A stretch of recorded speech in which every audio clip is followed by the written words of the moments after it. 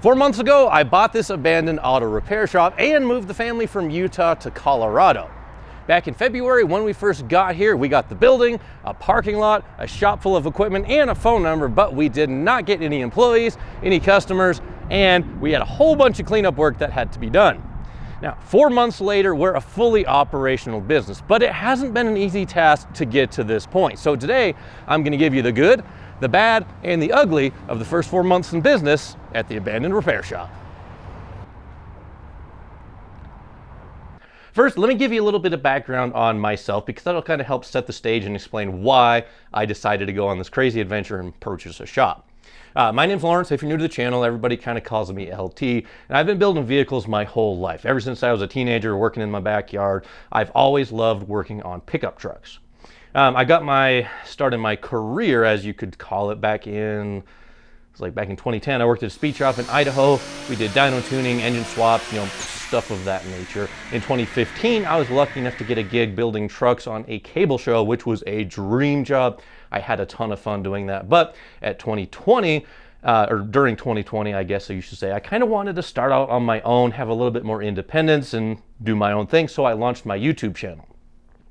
Fast forward a couple of years, at the end of 2022, we were lucky enough to cross 100,000 subscribers, which, by the way, I don't know that I've ever actually shown this thing. That's the plaque we got. I was really very, very impressed and just blown away and humbled that you guys, or that many of you guys, would actually subscribe to the channel. But anyway, as part of growing the channel, I decided, or came to the conclusion, was forced to come to the conclusion that I needed more space because I was building trucks out of my home garage. I called it a shop, it's a garage, but we needed more space.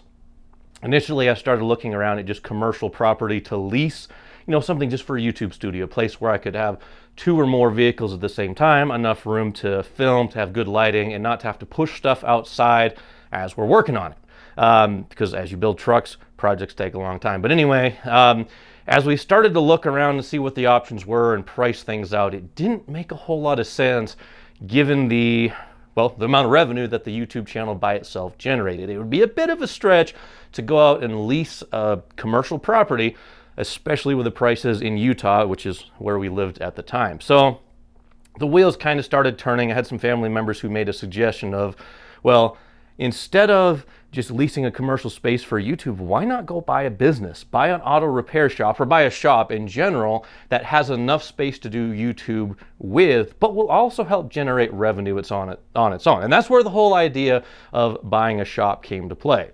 So along those same lines, we started looking around. We always talked about moving home to Colorado because that's where my wife is from. That's where all her family is. So we always wanted to get back here, and we just started looking around, and this opportunity came up. So short version is we pulled the trigger, and here we are. Now, I refer to this as the abandoned auto repair shop mainly because, in my opinion, that's kind of the state that we got it in. The previous owners had more or less closed down business. They gave up on it. They didn't spend a lot of time here, and for about 3 or 4 months before I got here, it was basically shut down or abandoned, hence the name. For some weird reason, I thought I would be able to come in here and have enough time to, number 1, maintain my YouTube upload schedule of 2 videos a week, and number 2, get the business turned around and fully operational. But let me tell you, time management has been an extreme eye-opening experience for me. We'll talk about that in a little bit, but first, kind of wanted to give you guys the rundown of some of the remodeling stuff that we've had to do here, starting with the lighting. That's one thing I wanted to share with you. If you saw one of my initial videos way back when, we installed some Demilare 250 watt LEDs in this half of the building, but I never got around to doing that half down there. But as you can see now, it is extremely bright because we got the last 4 lights finally installed. We had some electricians in here just last week, and these guys, they're some pretty awesome lights. They make a huge difference. I'll put some before footage up here on the screen. That corner of the shop was extremely dark, extremely dingy, and now with the proper lighting, Demilare 250 watt LEDs makes all the difference in the world. I'll put some links down in the description below if you want to check out those lights. They run off of simple 120 volt outlets that we had wired into the ceiling, and just 4 of them, they really make a huge difference in that space down there. Now, one more area of lighting that we had to upgrade was out here in the parking lot, because there was a bunch of wall packs up on the building when I got here, but they were non-functional, they didn't work. And obviously we want to have illumination just for security purposes and stuff like that. So on the side of the building, we got these guys here, which are Hyperlite 120 watt LED wall packs. We've got 4 of them along the building there. And let me tell you what, those guys are extremely, extremely bright. They light up this whole parking lot. I'll put a couple of shots up there so you guys can see it. They have a 5,000 Kelvin color temperature. I believe they have a 5-year warranty on them, and they're very affordable too for how much light they put out. They got a photo cell on them, so they'll automatically turn on anytime that it gets dark out. Great security for any sort of a building, or just, you know, plain illumination purposes. So I'll put a discount code down in the description below this video with links and all that good stuff for both of the lighting solutions that we have, both the inside 250 watt high bay UFO type lights and the 120 watt wall packs that we have out here. But the great thing about LEDs is they're bright and they're efficient. So our power bill definitely has gone down since getting rid of those old fluorescents and going to a proper LED lighting solution. So once again, links down in the description below the video for both lighting products that we're talking about here today. We've also made a bunch of changes in the office and then also out in the shop. So I'll just kind of give you the rundown of everything that we've changed, because a lot of these projects I just don't take the time to film. The first out here, number one, I kept the mural. That's, a lot of people love this mural, I guess. It's kind of cool. It's a Western Colorado type thing, I guess. But we did a little bit of trim work. We put this corrugated metal up in the waiting room. The big thing we did out here, we built a new front desk. My brother-in-law Tommy did this, so huge thank you. Because the old front desk that we had out here was super janky. Like, you could lean on it wrong and it would basically tip over. So we built this like with proper 2x4 construction. It's got a solid hardwood top on it. So you basically could park a truck on top of this thing, and we carried the same, you know, white trim with corrugated metal around there. Eventually, I still need to get this tore down. There's 2 restrooms, one here and one there, that originally there was 2 doors. And they wanted to make that restroom just for the mechanics and this restroom just for customers. So they put this, basically they just covered up the door frame with this pine wood, which eventually we'll take this down, we'll put proper drywall along the wall, and then carry this same sort of theme throughout there. So that's the waiting room. Also still need to do some lighting upgrades, get rid of the fluorescents that we have there, and up in the office you probably noticed one of my lights is out there. But anyway, most of the upgrades and remodeling and work that we've done is out here in the shop. Like I said, I did get a bunch of equipment, but it was old equipment and maybe not neglected per se, but it needed some attention. The lift in bay one, that one, let's see, this one was fine except for the little like air regulator on the side that was completely blown out, so we reinstalled or installed a new one. The lift in bay 2 had a hydraulic cylinder that we needed to repair. We did, again, cleaning. We moved a bunch of stuff. Our local Napa hooked us up with oil filters in a serious way, so for oil changes and stuff, we are covered there. Down in bay 3, this is where Nick mainly works. This is like our main working bay. This lift, we put, you know, new pads on it. We got to adjust the cables. Actually, we need new cables on this one and then to adjust it, but this is like our main primary lift. Down here, I talked about this early on. I wanted to have a flat bay, a bay in the shop with no lifts in it. Originally, this 4-post alignment rack was sitting where the Lincoln is, and there was a 2-post lift here. So I wanted to have at least one of the bays, just, you know, like say I wanted to put a roll cage in a vehicle, needed to do some interior work, whatever it was, I wanted to pull a car in and have enough room to open the doors, walk all the way around. So hence a flat bay, and I took one of the 2-post lifts out, although I did save it at the house just in case I decide to put it back in someday. But anyway, that was a big thing to move around. And then, down here, my lift, this is kind of like my YouTube studio area. Down here, this lift needed a set of hydraulic hoses and needed to be adjusted really, really badly, because you'd lift it up and one side would, like, you know, it would go real wonky. So, other than that, cleaning, like literally the first 3 or 4 weeks that we were here, and the first week I had Nick with me working, we did nothing but cleaning. And I finally got around to getting a second shelf. These are all, like, this is all my crap. So we got a bunch of shelves just for all the storage stuff. I got my welders in the corner. We've got the 8.1. I haven't got around to that yet. Well, again, we'll talk about time management here in a second. We got a customer's engine here. This is a 6.6 liter L8T. So that's like a, I don't want to say big block, but it's like the largest displacement LT engine that they make. I can't wait to show you guys what that's going in. And I maybe want to buy an L8T for my own purposes, like later on down the road. Anyway, I was just talking about organization and stuff. This little cabinet here, that blue one, that used to be upstairs. The upstairs was a complete mess. You saw my office earlier. It's still kind of chaos, but it's much better. But time management, let's talk about that, because that is like, we have the good, the bad, and the ugly.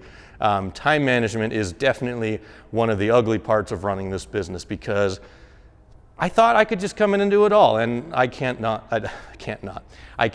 do it. I don't have enough time in the day to do everything that has to be done. That's my biggest struggle. We're getting a good crew put together. I have 2 guys working with me currently. I have a service writer up front, and I have Nick out back. Both of those guys are rock stars, and they help run this business, but I need more help. So we're currently working on hiring another technician. And we'll get there. Once we get the second technician, things will go a lot smoothly. But my days consist of doing management type stuff. I'll float around. I'll do repair work as it needs to be done if we have a heavy schedule for the day. My original plan, way back when we bought this thing, I said in a video, I wanted to split this shop up into thirds. If you remember, I originally wanted to have about a third of the space for auto repair, about a third of the space for high performance work, and about a third of the space for my own personal YouTube studio. That's the space plan. That went out the window like right away, because I quickly realized that during the course of an auto repair business, day to day, we need a lot of space. So even though I only have Nick and myself working, we'll fill up all 4 of these bays just with customer cars, whether we're waiting on parts or whether we're floating, jumping back and forth. So space management was the first thing that I realized is not going to work out how I originally had anticipated. And then project/time management, that went out the window too. I brought this Lincoln in, and I got to apologize to Mo, the owner of this car, because I brought this car in early on, and I thought we'll have all the time in the world to get it knocked out. And as you can see, it's still here. We are near the finish line, and this last week I have made a big push. In fact, that's why you haven't seen any 8.1 content yet, because I have decided to back burner my own stuff, as I rightfully should, until we get this project done, because this has been here forever and it needs to go, and I have other projects that are stacked customer builds coming in behind it that I've already committed to. So yeah, that's the biggest challenge I have right now, managing my own expectations and not trying to bite off more than I can chew. That's the bad part about it, is I feel like a lot of days I'm running around like a chicken with its head cut off, trying to do everything that needs to be done, trying to help out, and trying to also keep out of everybody else's way, because yeah, I'm bad about that. But also the good part. Let's talk about the good part. We had our first 2 weeks were in March. We had a pretty decent March. The month of April was better. The month of May completely blew away my expectations. It was extremely busy. Part of the reason why we didn't have time to do Lincoln work. It was extremely busy. We did a lot better than I initially would have anticipated. But again, the trade-off is just time management. So that's the bad part about this, is I feel like I'm letting everybody down in terms of all of the, call them buckets, that I need to be spending my time in. Management, builds, employees, family, and my own projects and YouTube. So that's a learning process, but I am happy that we did this whole expedition, this whole buying a business thing. I'm happy, no complaints. I just need to do a little bit better about managing all of my time so I can get stuff done when it needs to be done. And also learn to say no. That's another thing that as a people pleaser, I need to try to do, is learn to say no, because I take on everything, every project that comes in. I'll say, yeah, absolutely, we can do that, when in reality I need to say, yeah, maybe not. So that's something that I'm working on. But anyway, that's the story of the abandoned shop, guys. Things are going great. Things are busy, things are hectic, but life overall is good. And I'm looking forward to this summer. Goals moving forward. Once we get our second tech in here, I feel like things will free up a little bit for me personally in terms of my hectic day-to-day schedule. I know Nick will appreciate having a second tech in here when we get him or her in. My own personal projects, customer builds aside, like I said, we do have some more stuff that's coming in soon, but I still have the goal to get our 8.1 torn down. I've got all the valve train, the camshaft stuff that we're going to be putting in. I want to convert to Holley EFI. I have all the parts. I'm just waiting on a harness. And then I want to get the ugly truck back to the track and run a 9-second pass this year. That's my goal. We'll see if we do it. But at the very least, I need to run faster than the 1092 that I ran at the end of last year. I still have the 5.4 dual overhead cam project that I need to somehow figure out time to do. And then Nick actually has, believe it or not, and I'll show more about this later, but Nick actually has what I'm going to call Ugly Truck 2. He calls it Old Reliable, but basically the same exact truck as mine, and he's 8.1 swapping it. So we will show that over the channel this summer as we get the time, and a whole bunch of other fun stuff, and periodically you'll get shop updates along the way. Thank you guys for watching. I do appreciate it.